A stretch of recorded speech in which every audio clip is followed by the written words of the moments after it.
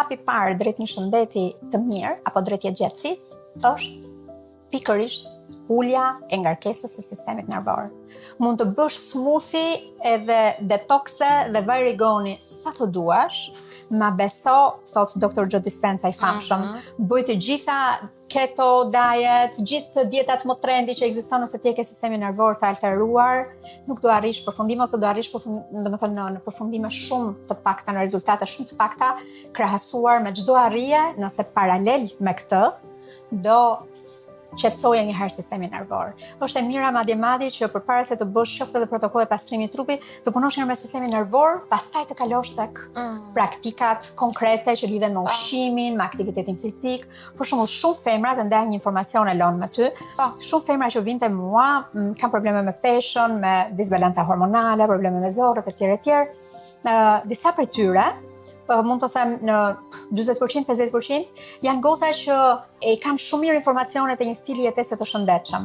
Më thonë që unë shkoj në palestër 5 herë në javë. Okej, çfarë bën në palestër 5 herë në javë? Bëj spinning, bëj aerobik fort.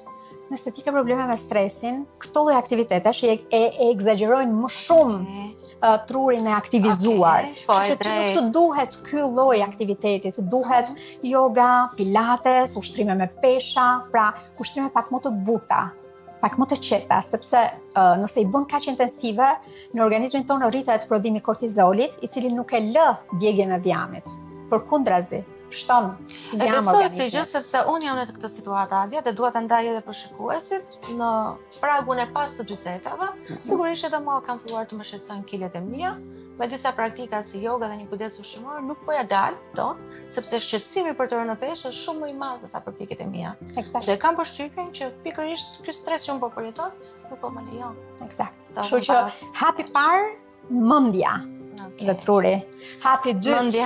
Hapi dytë ushqimi, aktiviteti fizik, njohja e trupit tënd, analizimi simptomave, të jemi të vëmendshëm ndaj trurit dhe jetesa e ngadalt. Nuk do lodhem së thëni. Nuk do lodhem ndonjëherë. A do ja dalim të rigjenerim. Me këto kërkesa, me këto ndryshime që ka sjellë kjo jeta e re teknologjike, të ndalemi edhe të ulëm ritmin e jetës? Unë besoj se po. Kam shumë besim se po, sepse të paktën brezi, po them mosha pas të 30-tave, kam filluar të ndjenjë që kjo lloj mënyre jetese nuk na çon gjatë dhe nuk na çon në ndonjë fund të mirë. Dhe të gjithë në mënyrën e tyre, në bazë të kushteve që kanë, kushteve monetare, punës etj, nuk e bëjnë dot të gjithë ato që bëra unë që të lëm punën nga sot nesër. Tani ta themi drejt siç është e vërteta. Por në bazë të kushteve që kanë, secili në mënyrën e vet po bën diçka që të shkthehet tek ajo jetesa ngadalë. Shumë miq të mit kanë marrë shtëpi në fshat, shkojnë në përfundjava në vende që largohen nga zhurma e qytetit, në det, në mal, ka shumë aktivitete tani që bëhen në natyrë dhe ma besoj që janë fully booked të gjithë. Një ditë për shembull doja të shkoja ecje në një mal, ishte fully booked që për muaj përpara. Pra, njerëzit po ndërgjegjësohen që jetesa intensive, paraja, ajo jetesa po themi mondane, edhe e dukura dhe vanitoziteti nuk të çojnë gjatë. Dhe nuk të çojnë që trupi jot dhe shpirti jot të jetë në harmoni. Mirë, Adia, ti e bëre një zgjedhje, le punën më të sigurt në botë, një punë ëndrash për të kë.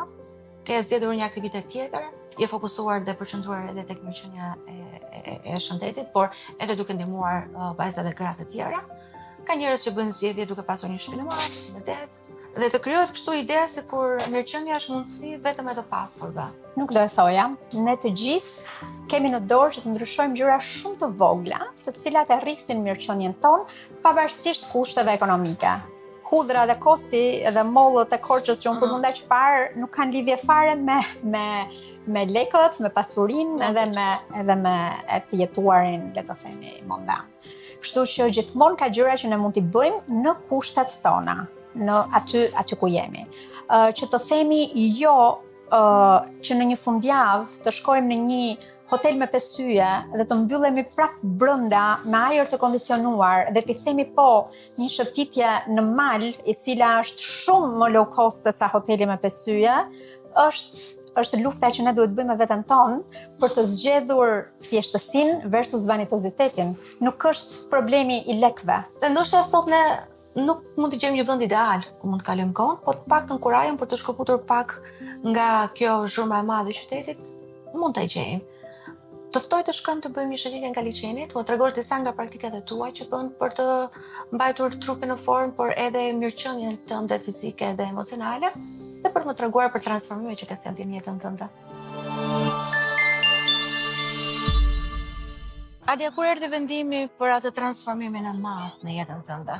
Për mua ka qenë shumë gradual procesi. Pra, ai momenti që ti fillon të kuptosh që ka diçka te ty që nuk është ashtu siç duhet. Ishte një moment në jetën time kur unë kisha një ngarkesë të jashtëzakonshme në punë, isha drejtore në një nga bankat më prestigjioze në bank, menaxhoja një staf të brendshëm prej 25 vetash e më shumë, ndërkohë që kisha një staf akoma dhe më të gjerë prej 400 punonjësish. Dhe ishte një lodhje e vazhdueshme e cila avash filloi të drenonte energjinë time, të merrte nga energjia ime. Ti e di që unë jam e diagnostikuar edhe me disa sëmundje autoimune, jam me artrit reumatoid, me një sindrom tjetër që prek syrin e thatë dhe gojën e thatë, quhet Sjogren syndrome. Në atë kohë ishte 2-3 vite që sa kisha lindur, pra djali akoma shumë i vogël. Dhe mua më desh patjetër që mos të bëja më pakt me një gjë që mua më ndikonte në shëndetin tim. Dhe ju futa studimeve, ju futa praktikave holistike, unë zakonisht kur futem zhytem atje brenda, nuk është që i bëj kështu duke qëndruar në sipërfaqe, me studime, me diploma, me certifikime, me gjithë gjërat që mua më duheshin për ta implementuar gjën, por mbi të gjitha për ta kuptuar. Unë po nuk e kuptova se si funksionon, nuk e bëj dot. Si ka ndryshuar jeta jote, mirëqenia jote, shëndeti yt nga momenti kur vendose të lësh karrikën e bankierit dhe të marrësh këtë rrugtim? Tani që jam 10 vjet më shumë, unë ndihem më energjike dhe më vitale se që isha 10 vjet përpara. Ngarkesa në jetën time mendoj që tani është më reduktuar. Unë zgjedh çfarë të bëj, kur ta bëj, si ta bëj, duke mos bërë pakt me atë, le të themi, stilin tim të jetesës ashtu siç mua më nevojitet. Shëndeti yt si ka ndryshuar? Kedi, unë jam shumë e hapur, shumë e sinqert, nuk jam nga ato që them që shiko se unë bëra këtë gjë dhe tani unë nuk kam asnjë problem, nuk kam vetë diagnozat që unë kam janë shumë të rëndësishme, por duke konsideruar faktin që ato dhe diagnozash zakonisht shoqërohen me ca medikamente të cilat kanë shumë efekt anësore, janë shumë të fuqishme, etj, të cilat unë nuk i marr dhe mundohem të kompensoj pikërisht duke aplikuar këtë stil jetese, është e rëndësishme. Kjo është një arritje ka ditë që unë ngrihem, nuk dal dot nga liçeni, do min kyçat e duarve, do min këmbët, etj. I jap vetes kohë, nuk ka asnjë gjë që ka ndodhur, pra i them Adia qetësohu, sot është ditë jo, ka herë që ka javë jo, dhe pastaj tentoj avash ta rikap ritmin, por pa e futur veten në stres. Më përpara gjuhën e trupit tënd, atë çfarë trupi të flet. Absolutisht. Më përpara stresohesha, edhe kur nuk bëja këto gjërat e mia, filloja më kapte stresi që tani kam kuptuar që take it easy, çdo gjë vjen në kohën e vet, jepi kohës edhe për të arritur tek ajo që the në fillim, të jetojmë ngadalë, slow living. Adia, unë të falenderoj shumë për këtë bisedë që ndam bashkë me këshilla shumë të vlefshme dhe për gjitha sugjerimet që solla sot në këtë format. Elona, me shumë kënaqësi e shijova shumë këtë ditë sot. Për të parë programin dhe të gjitha puntatat që do të vinë në kanalin e Andeles, mos harroni të bëni subscribe. Bashkë shihemi në takimin e radhës. Deri atëherë, mos harroni të jetoni në balancë dhe duke ulur ritmin e jetës tuaj. Mirupafshim. Ándale.